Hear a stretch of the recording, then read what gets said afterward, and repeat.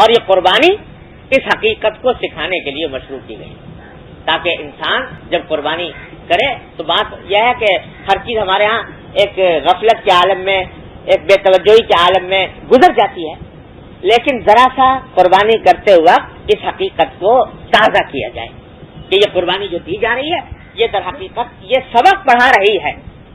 کہ ہماری پوری زندگی اللہ جل جلالہ کے حکم کے تابع ہونی چاہیے، اور پوری زندگی اتباع کا نمونہ ہونا چاہیے۔ ہماری سمجھ میں آئے تو اور نہ سمجھ میں آئے تو،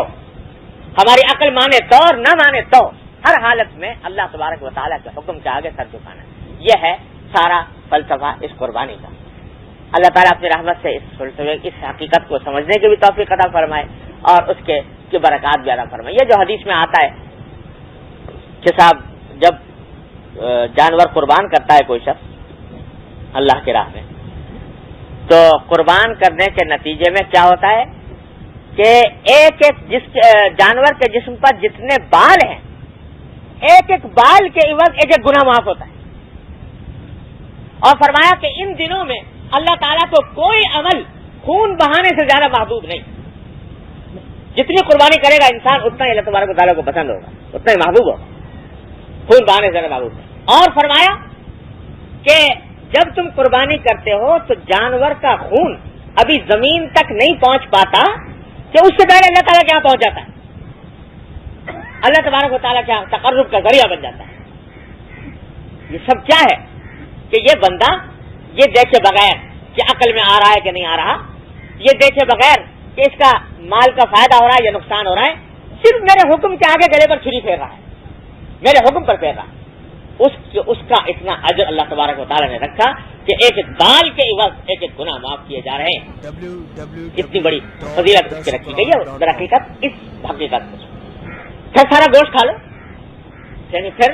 حکم یہ ہے کہ سارا گوشت اگر کوئی شخص خود کھا لے قربانی کر کے کوئی گناہ نہیں اس کے اوپر۔ بے شک مستحب ہے کہ 3 حصے کرے جو مشہور ہے کہ 3 حصے، ایک حصہ خود کھائے، ایک حصہ عزیزوں میں بھیجے، ایک حصہ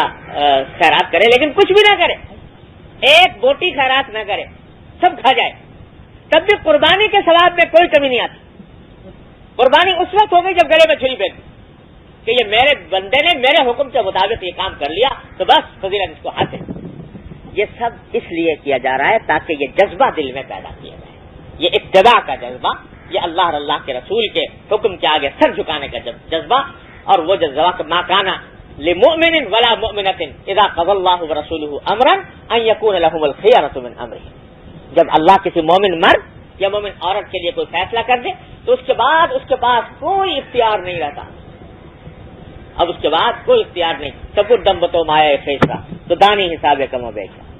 تو یہ ہے سارا کھیل۔ اللہ تبارک و تعالیٰ اپنی رحمت سے اس حقیقت کو سمجھنے کی توفیق عطا فرمائے۔ اللہ تعالیٰ اپنی رحمت سے سنت کے مطابق قربانی کرنے کی توفیق عطا فرمائے، اس کی اجر و فضیلت عطا فرمائے، اس کے اندر جتنے انوار و برکات اس نے رکھے اللہ تعالیٰ اپنی رحمت سے وہ سب عطا فرمائے، اور پھر اس کو اپنی زندگی میں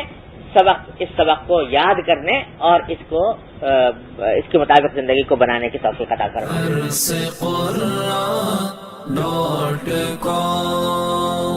www.darsequran.com